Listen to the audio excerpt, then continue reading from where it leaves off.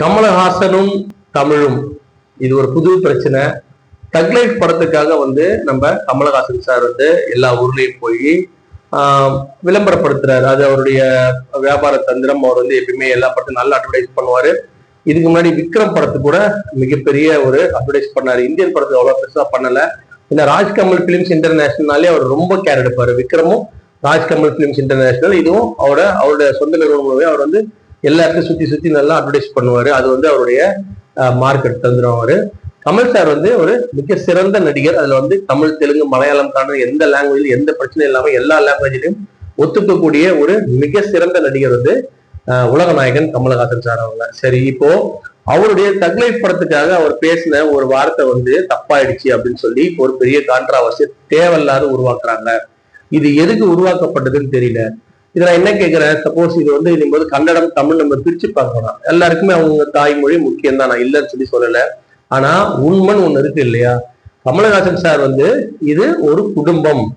இந்த மொழி குடும்பம், தமிழ் மொழி குடும்பத்துல எல்லா குடும்பமா இருக்கிற மாதிரி சினிமா துறையில இருக்கிற இந்த தமிழ் துறை சினிமா துறையில இருக்கிற எல்லாருமே ஒரே குடும்பமா இருக்கணும்னு ஒரு வார்த்தை சொல்றதுக்காக தான் அதை மீன் பண்ணி தமிழ்ல இருந்து வந்த கன்னடம் எப்படி ஒரே குடும்பமோ அதே மாதிரி தமிழுக்கு வந்த இந்த சிவானாவும் நம்மளுக்கு குடும்பம்ன்றா சொல்ற மாதிரி தான் அதை மீன் பண்ணி சொன்னாரு.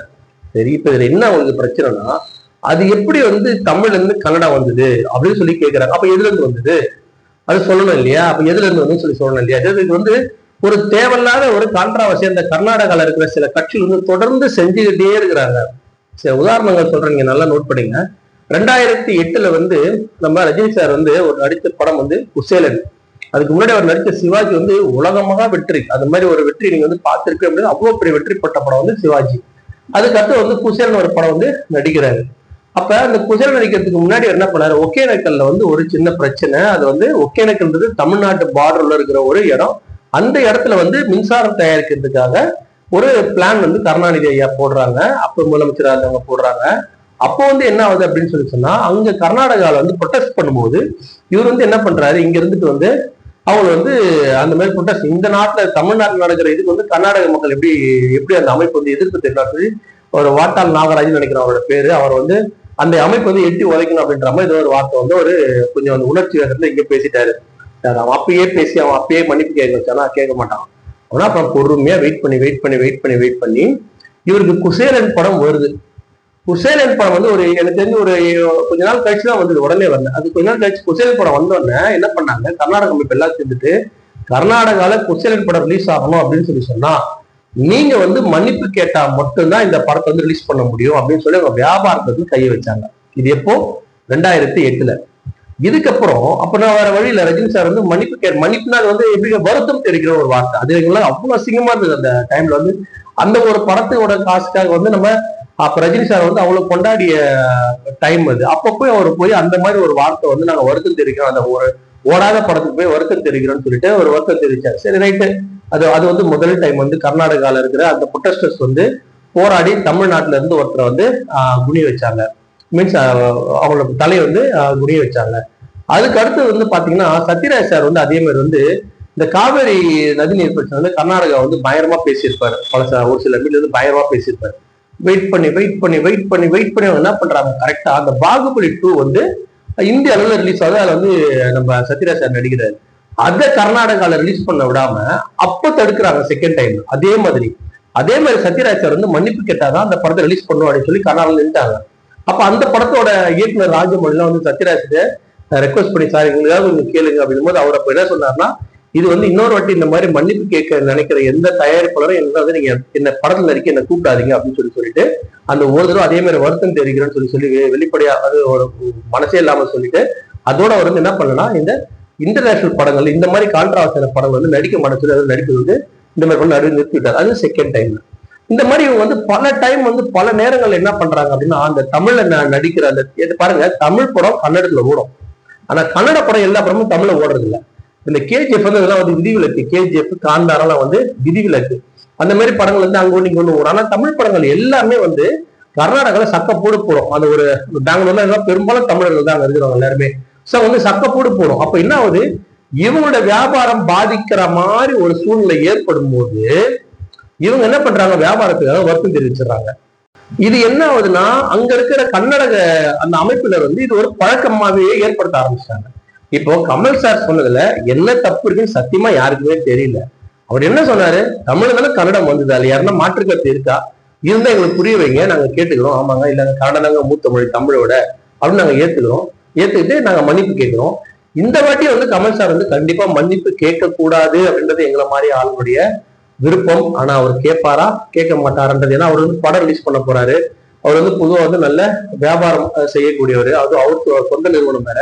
இப்ப கர்நாடகா அந்த படம் ரிலீஸ் ஆகலன்னு சொன்னா அவருக்கு ஏதோ ஒரு சில கோடியில நஷ்டம் ஏற்படும். அதனால அந்த நஷ்டத்துக்கு அவர் என்ன பண்ண போறாரு, மறுபடியும் கேட்கதான் போறாருன்னு நினைக்கிறேன். அவர் கேட்காம இருப்பாரான்னு எனக்கே தெரியல. ஏன்னா இதே மாதிரி விஸ்வரூப பிரச்சனை வரும்போது ஃபர்ஸ்ட் 2-3 நாள் ரொம்ப அடமனா நின்னாரு. ஆனா கடைசியில மன்னிப்பு கேட்டாரு. சில இதெல்லாம் ஒத்துக்கினாரு, ஏன்னா அந்த படம் ஓடணும் அப்படின்னு சொல்லிட்டு. இந்த படத்துக்கு அந்த மாதிரி தான் கேட்பாரு அப்படின்னு தான் என்னோட தனிப்பட்ட ஒரு கணக்கு. அவர் மட்டும் கேட்காம இருந்தாருன்னா அவர் நம்ம பெருசா பாராட்டலாம். என்ன கர்நாடகால 1 கோடி 2 கோடி லாபம் கிடைக்காம போகுமா, அதை தமிழ்நாட்டிலேயே இது கேட்காம இருந்தாருன்னா அவர் மேல மதிப்பு வச்சு கிட்டத்தட்ட இங்க இருக்கிற ரசிகர்கள் 1 தடவை 2 தடவை எக்ஸ்ட்ரா பார்த்தாலே அந்த வருமானம் வந்துடும். மேலும் கர்நாடகால இருக்கிற அந்த படத்தை பார்க்க விரும்புறவங்க, நம்ம எப்படி சென்னை தமிழ்நாடு விட்டு கர்நாடகா படத்துல போய் படம் பார்க்கறோமோ அதே மாதிரி கர்நாடகால இருக்கிறவங்க கண்டிப்பா கமல் சார் படத்தை பார்க்கணும்னு சொல்லி சொன்னா விருப்பப்படுறாங்க. ஒரு 40-50% பக்கத்துல இருக்கிற நம்ம பார்டர்லயே அவங்க பார்த்துட்டு போறதுக்கு வாய்ப்பு இருக்கு. அதனால முடிஞ்ச அளவுக்கு கமல் சார் பேசினது நியாயமான விஷயத்த என்ன பண்ண சொன்னாங்க, எக்காரணத்தை கொண்டு மன்னிப்பு கேட்க கூடாது, திருப்பி வாங்கக்கூடாது. அப்படி வாங்கினா அது நம்ம எல்லாருக்குமே, தமிழ் மக்கள் எல்லாருக்குமே ஒரு சின்ன மனக்கசப்பை ஏற்படுத்தும்.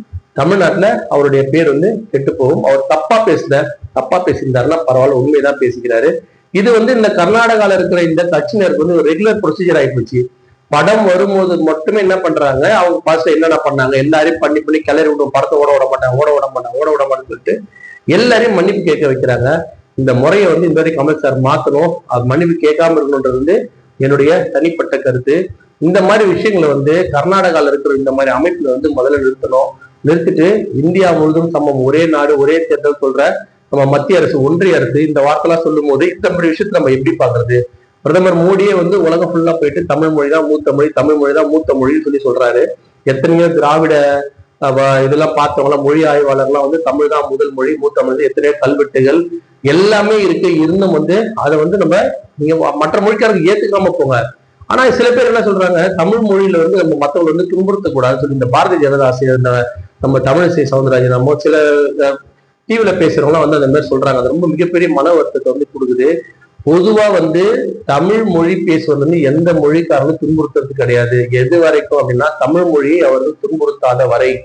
தமிழ் மொழியை அவங்க துன்புறுத்த ஆரம்பிச்சிட்டாங்கன்னா அவங்க யார் இவரெல்லாம் பாக்குறது கிடையாது. ஏன்னா நம்ம தான் கிங்கு, நம்ம தான் டாப். நம்ம அப்படி இருக்கும்போது நம்ம நம்மள மற்ற மொழிக்காரங்க நம்ம பேசும்போது நம்ம அமைதியா இருக்கிறது நம்ம ஒன்றும் சோன சொம்பி கிடையாது. நம்ம அந்த மாதிரிலாம் இருக்க முடியாது.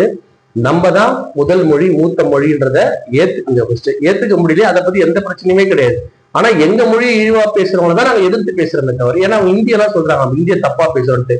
இந்தி முதல்ல தமிழை மடக்க நினைக்குது, தமிழை அமுக்க நினைக்குது. அதனாலதான் இந்திய எதிர்க்கிறமே தவிர இந்தி எங்களுக்கு ஒன்றும் பெரிய எங்களுக்கு ஈக்குவல் லாங்குவேஜ் கூட கிடையாது. அதே போலதான் மற்ற லாங்குவேஜுமே மற்ற மொழிகளுமே அதனால நீங்க தமிழ் மொழியோட தொன்மையை சிதைக்க நினைச்சீங்கன்னா நாங்க கண்டிப்பா போராடுவோம். அதுல எந்த மாற்று கருத்துமே கிடையாது.